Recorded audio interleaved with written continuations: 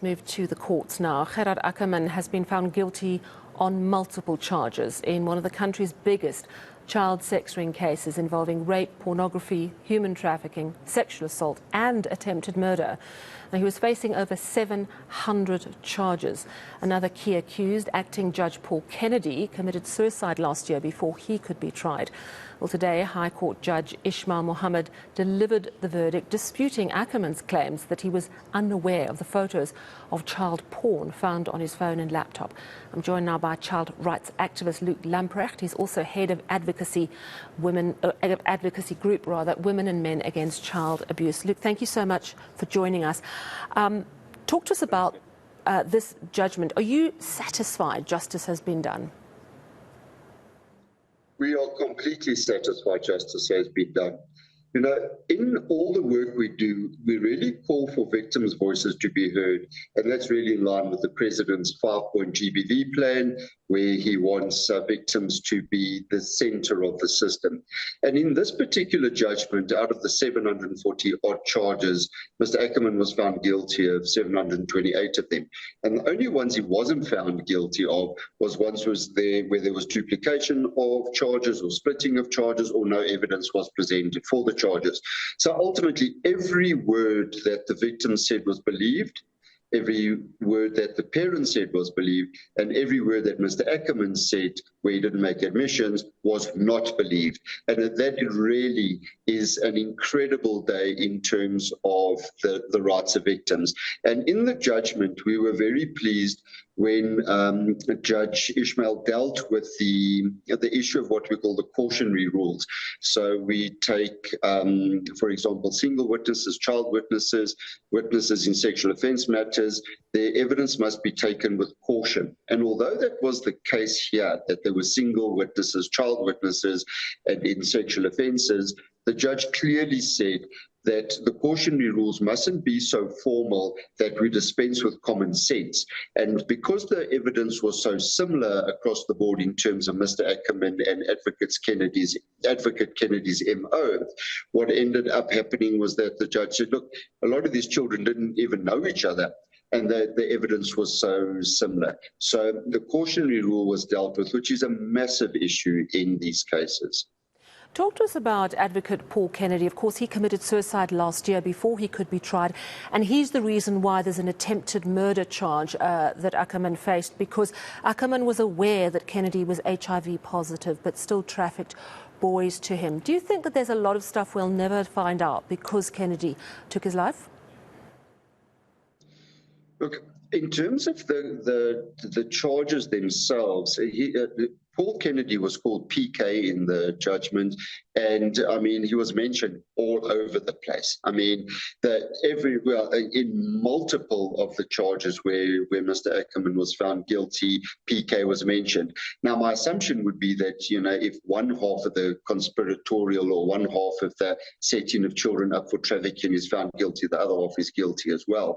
So I think a lot of the issues around Paul Kennedy were dealt with, but what does appear to be missing is the fact that there were obviously a lot more boys over time.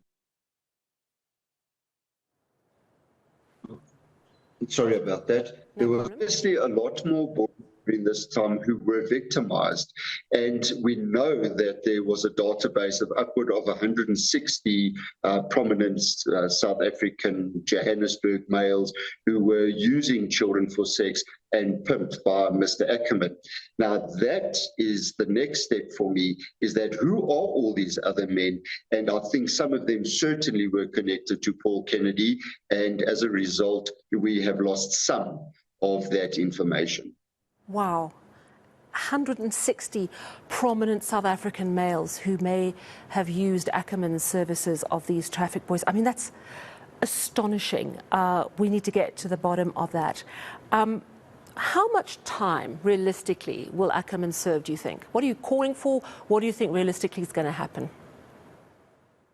Look, you must look at the things he was found guilty of. So he was found guilty of attempted murder, found guilty of rape, found guilty of trafficking, grooming, sexual exploitation, child pornography, the manufacture, possession, distribution. I mean, it is a litany of sexual offences that are unparalleled. And I think it's probably the biggest trafficking case ever.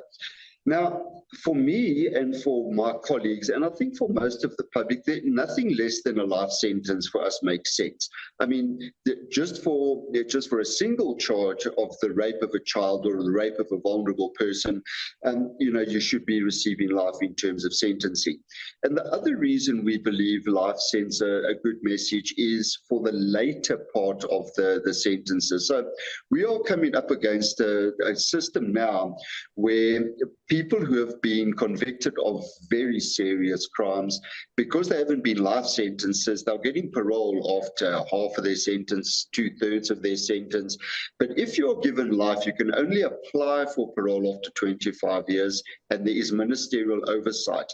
And the parole system is so deliberately opaque that we don't really understand how it works. And we are really concerned that people like Mr. Ackerman, if not given life sentences, will appear on the streets. None of us will even know about it. We would never have been asked, or the victims wouldn't have been asked, because the parole board claims they can't find them. So there's multiple reasons why we're asking for life. One, the seriousness of the crimes, and secondly, that his incarceration needs to be overseen, and that it can't just slip through these odd cracks that have appeared in the parole system.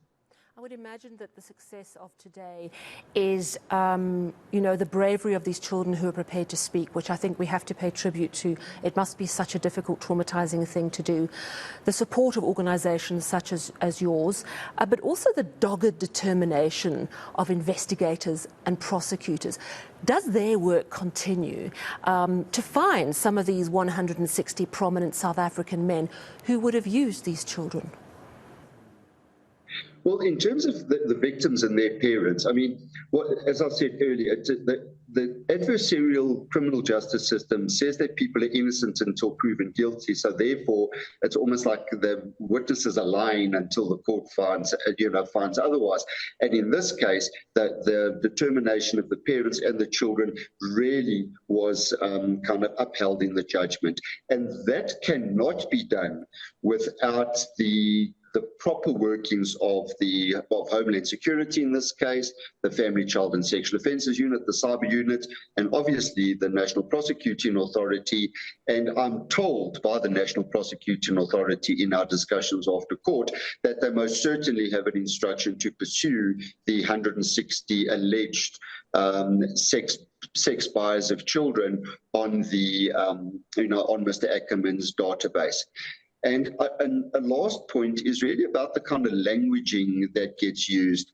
And it's about the fact that we have to understand that the majority of these cases are called child pornography in various possession, distribution, manufacture, etc. But those are really the ongoing kind of out in the world images of the sexual abuse of children that are still being consumed by people online, because that was part of the trade, was in images and videos of these children. And their healing is, as a result, an ongoing process with that cloud of exploitation hanging over them by people who are still buying them for their own sexual arousal. Oh, I mean, it is good to know that the work of investigators and prosecutors is going to continue, and an important judgment today. Thank you so much, and thank you for all the work you do for justice. We really do appreciate it. Child rights activist Luke Lamprecht, and he's part of the group Women and Men Against Child Abuse.